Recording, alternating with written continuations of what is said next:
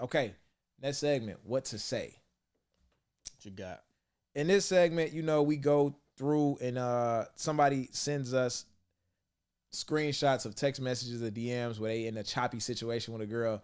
They don't know exactly what to say next. Yeah. And we give that advice on like, this is the next thing you should say. So this is the text. So he's texting a girl that he's obviously casual with. And this is how the conversation goes. This is her. She says, I want to see you today, but I have a date at 6:30. He says, see me later. Then I'm going to the gym anyway. She said, after my date? He said, yeah, like later tonight. She said, you trying to fuck? He said, I'm on whatever you on. Nice play. He's doing very well so far. Okay, let's pause right here actually. All right. If the disinterest or I'm not gonna call it disinterest or dismissiveness, but the indifference that's the word. Working for him. Mm-hmm. Starting off, I want to see you, but I have a date. He not tripping off her having a date. He didn't mention that shit at all. If he did, this conversation would have went a lot different. Oh, you got a date? What you trying to see me after your date for? What type of shit you on? Oh, nah, he ain't on none of that. Very player of you, sir. Very player. Started off absolutely amazing. After my date, she said, you trying to fuck? I'm on whatever you on. I'm not pressed for the pussy. I would have said absolutely. Just because I would have made it clear. I like the bold and direct route. You're not going to come over because I don't need the pussy. If you don't want to give it to me, you don't want to come over, fine. I would have said absolutely. I think saying something like, damn near, that would have been weak as fuck. That would have been timid as shit. But I think I'm on whatever you want is still very indifferent, and that still works in this situation as well. All right. She said, laugh my ass off. I wouldn't mind, but Mother Nature is here. He says, no pressure, our time will come. This nigga's cooking. This nigga is cooking. I don't even know why. You don't even think this don't even need no help for real. All right. She laughed and said, not our time. He said, LOL, it will. She said, I might just have to make you my sneaky link. Now, we're going to pause right here. Okay. I would never let a woman put me in a box. I'm not, I remember a girl tried to make me her Friday nigga. I can't be your Friday nigga. Right? So from now on, my Fridays belong to you. That's number one. Absolutely not. But number two, you're not about to treat me as if I'm expendable or whatever the case may be. I might only want to see you once a month, but I'm going to have the freedom to figure that out on my own. You're not finna put me in this position. Like, that's not happening. If we're not in a relationship, that's not happening. That's the only position that's the only box I'm willing to put myself in as a relationship. But she said, I might just make you my sneaky link. He said, that's cool. You won't have a problem out of me still winning on the indifferent side. I just want to put myself in that box, but it's cool. And that means, she says, and that means you belong to me and I don't share. This is where it gets a little choppy. His response is, right.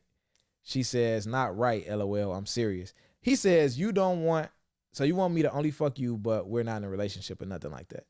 She says, yeah, basically, I don't share my penis. Crazy. She also says, I should be able to call whenever and you be down for whatever. He says, is it sharing if I wear a condom? LOL. And then he said, my job don't even have access to me like that. Still cooking, right?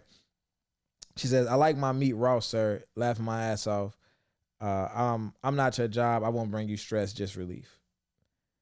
Okay, now at this point, this is when he puts it in a group chat, and this is where I kind of interject. Yeah. Because I feel like he reached a point where he don't fuck with what she's saying at all. Who the fuck would? Right. Basically, you saying I'm your sneaky link, but I got to be loyal to you in some type of way. And I think a lot of guys' reaction would have been, you got me fucked up. Who you talking to? Ooh, they would have kind of got offended and kind of started to go off the rails a little bit in their response. And my mentality behind this, I guess I can tell later. So this is what I told him to say. I said, tell her this. Do some shit I've never seen before and I got you.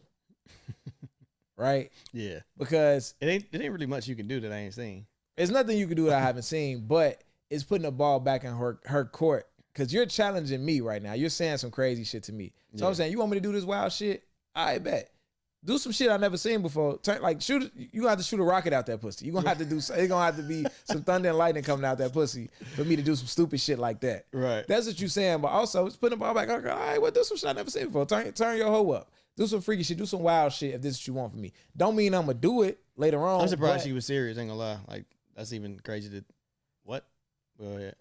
For sure. So he tell her that, do some shit you never seen before, and I got you. Her response is, who do you think I am? What are you trying to see? And I told him to say, you creative, I'm sure you'll come up with something. I like now, at this point, you know, this is an ongoing situation between them. He hit all that, of course, you know, whatever. But in my mind, this is how I look at these situations and why I wouldn't get offended when a woman's saying some stupid shit like that to me. Women are always going to challenge you. Absolutely. They're always going to challenge you. That's called shit test. They're going to shit test you. They're going to shit test you. What's a shit test? Basically challenging you. Okay. I never heard that term before. Yeah. So women are always going to shit test you. Yeah. They're always going to challenge you to see how much they could get away with, how much they could go for, how much backbone you have. Mm-hmm. And typically they want you to push back against them. They want you to not do what they're trying to get you to do to show that you have some type of nuts, some type of balls. And it's going to make them more attracted to you. Usually if you go for the bullshit, it's going to make them less attracted to you, whatever the case may be. A lot of men get offended when they get tested. I look at a woman testing me like she's flirting with me. Because if you like me, or you're interested in me, which is why we in this situation in the first place, and you're testing me, you want me to pass this test. Facts. Right? And if I pass the test, you're going to like me more. So you're doing something to make me make you like me more. So you're flirting with me. Right. That's how I view it. It's nothing to get offended about. And if you respond with maybe some humor, like if you don't like, cause she could say some wild shit. Yeah. And if your response is like you probably laugh about it or laugh it off or even dismiss it, depending on the situation, versus get upset, which is what she maybe what she was testing you on. You in the game. Absolutely. So, I think that was a good one, man. And like I say, when a woman testing you, don't get offended, bro. Whatever she testing you on, a woman might test you on some. Women say some shit like, you know, can she eat my ass or some crazy shit like that, like weird shit. None of that is nothing I'm getting offended by. She's trying to test to see what this nigga on. She trying to check your temperature. If you pass the test, she gonna like you more. Right. And she gonna keep doing it. Y'all gonna be in a relationship and she still gonna be testing. That shit never happens. You know what I'm stops. saying? Excuse me. Look at that shit like she's flirting with you. So it'll never get on your nerves. You'll never respond emotionally. And you always pass the test. And you just always gonna have shorty, you know, at your bending knee. So, and if it is some super wild shit and instinctively like it strikes a nerve, that should be an indication for you to pause and think about what just happened. And go back to basically what we just said.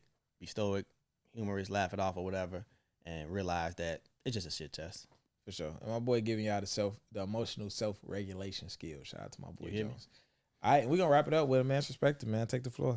All right, for sure. So, in this segment, A Man's Perspective, I give you some game.